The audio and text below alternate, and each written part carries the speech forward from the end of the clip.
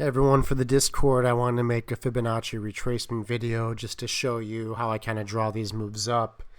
You'll see them in the Discord with basically any of the measured moves, ES, VIX, YM, all that.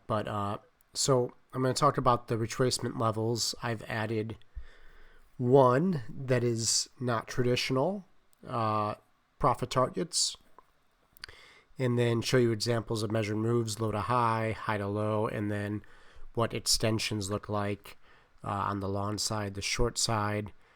Hopefully I can do this without having to edit. So here's your chart, and before I even do that, let me just draw up my standard fib package so you can see it. All right.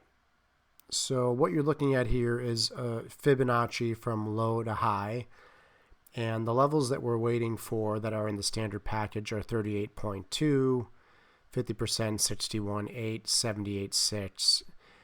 You don't see 88.6 often, and you won't see 70.2 because that level I made up. I literally made that up from observing that price stops there at certain times. Not all the time, but a lot of times you get a really clean touch of that. So that's my addition. I learned a lot of this from David Halsey and emini.com, and from his book. But what I really love about the fibs is you draw them up and you just have to sit there and wait for price to retrace. So for example, if the price went from 0 to 100, the 50% retracement would be $50, so it'd be a 50% off sale. And that's where we're looking. We're just looking to buy at a discount, and our profit target is the negative 23.6, which is just an inverse of, you might see this 23.6 Fibonacci retracement on the standard package too. All it is flipped to the other side.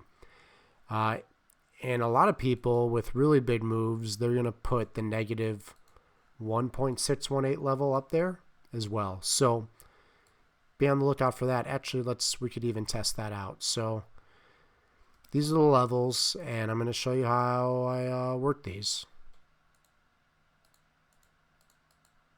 All right. This is from November 20th, 2025. This is a half-hour chart. And this is really what I do. Depending on the time of day, depending on how big the move is, it's kind of up to you where you want to enter for risk, but I'll just kind of walk you through here. So what do we have here? We had a lows to high from 65.25 drawn to 65.72. Pretty big move, 50-point move. We got a retrace almost to the 88.6, and then we filled our profit target. So that's what we're looking for, is we're drawing from lows to most recent highs, and then we're waiting for the pullback. So, you can make the case that this actually defended at the 61.8 for some time, shot back up, and then eventually broke. They defended the lows, and what I like to do then is take out those levels. You're at the 88.6. You've hit a profit target. You probably hit, I don't think you hit a negative 6.618, but maybe a negative 0.386. Maybe you ran into that too. Yep, you ran into that as well. All right, so that's the move. So the move is over there. People took profit. What happens next? You draw a new move up from lows to new highs. What happens here? You have more retracements. This time to the 78.6, it defends, there's participation. You can get in on the next candle, put your stop below here. What happened? We hit our profit target there. And we probably, let's see.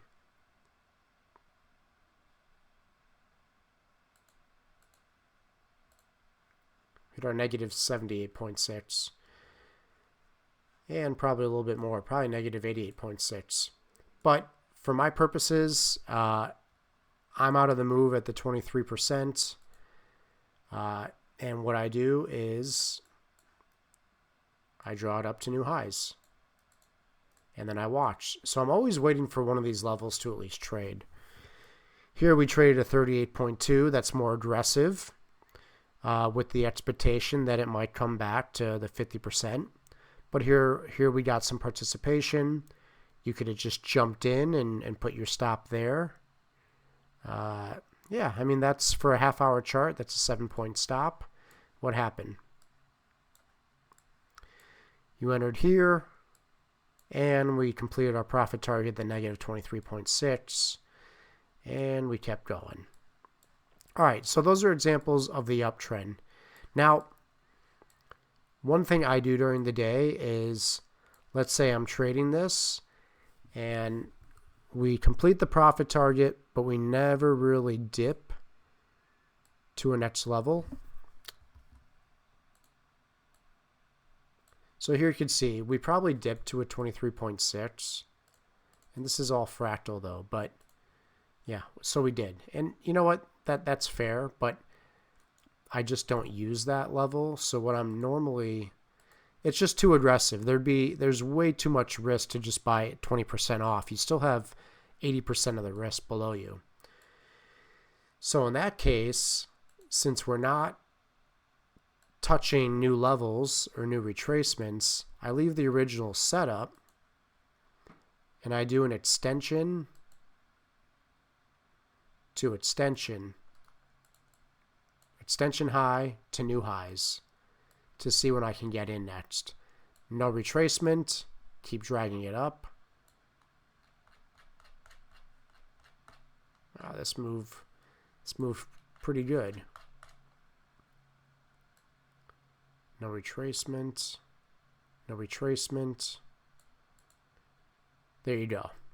That's the next one. So this would be an extension high to high. What happened here?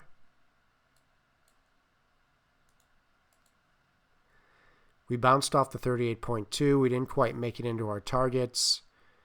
We swept underneath these lows, failed breakdown,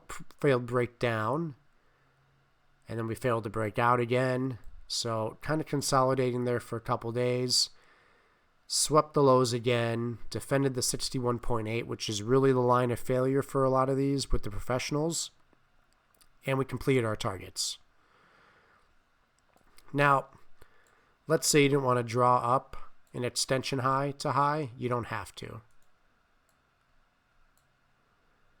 Oops, I duplicated that. All right, so this was your initial drawing. We did this, and then we had this little dip in back to the high, but really the highs was just supporting this. What could you have done next if you weren't liking this setup? These are fractal. You could have completely disregarded this setup and just taken the new local low and drawn it up to new highs. What was this? This was a perfect 50%. I'm going to delete this. So this was a perfect 50% move, okay?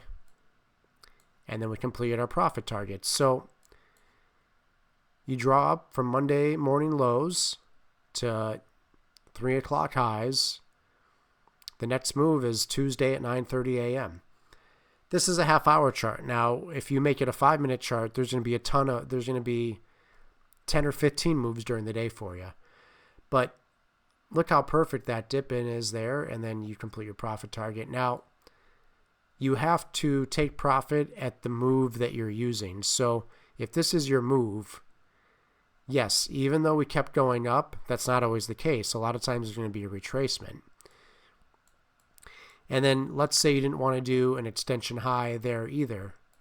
You could have just drawn up a new move from this 50% dip in, and let's see, you're waiting a little bit. Right there. There you go. So these are two different ways to look at the same move. With the dip in 50%, you're back up there. Okay. For our purposes, let's do can we do a 5-day, 5 minutes? I'm going to turn off these studies.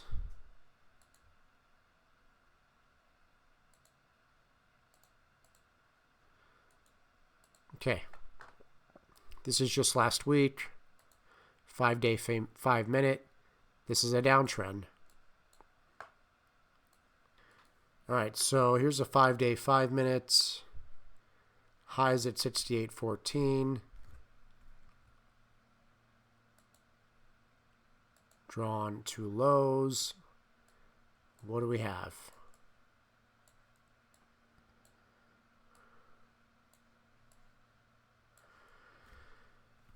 $70.2 line is defending nicely. Again, what I normally do is take those away. And you get a dip into lows, failed breakdown, sweeps these highs, 78.6 defends, and then we finally complete our profit target. Now, the ES rarely goes down in extensions, but in some of these crash style events, they do a little bit. So, you've already blown by a profit target here. So, you do have the option of saying, all right, let's just try it.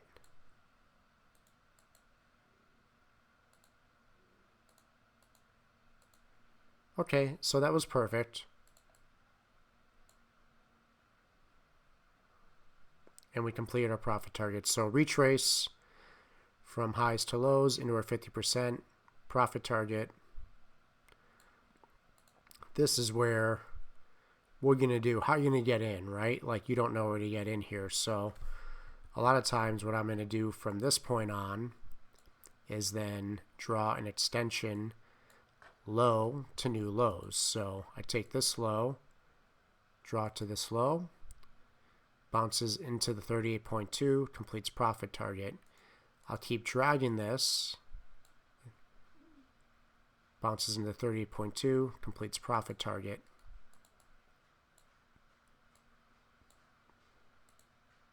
Draw to the new low, bounces into 50%, completes the profit target perfectly.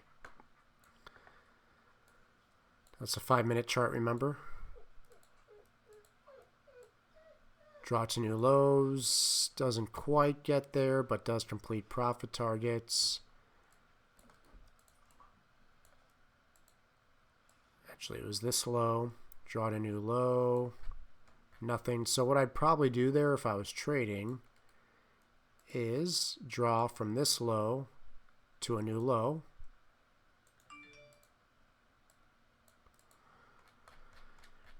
Runs in the 61.8.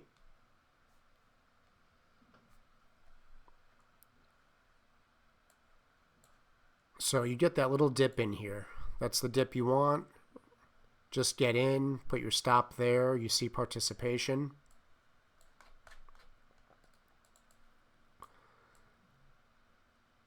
And we eventually complete our profit target. So these are the Fibonacci retracements. Is you basically are waiting for the move to occur. You know the spots that you're going to pick. I mean, you knew here that depending on your risk, so this is 66.79, 66.86, 94. If you're waiting for the 50%, or if you're just waiting for participation, you're just waiting for that level to defend, and then you're getting in right after it. Maybe you're waiting for a 15-minute close. That's fine. I mean, if you waited for a 15-minute close here, dipped into 66.94, closes below that at 66.91, you could draw a new Fibonacci retracement this way. Get in at a 70.2. You have a 3-point stop basically if you get in there using the previous highs. So these are fractal. You can use them for any move that you need. 1 minute, 15, long-term moves, the macro moves are always going to be stronger. They're always going to be more technical.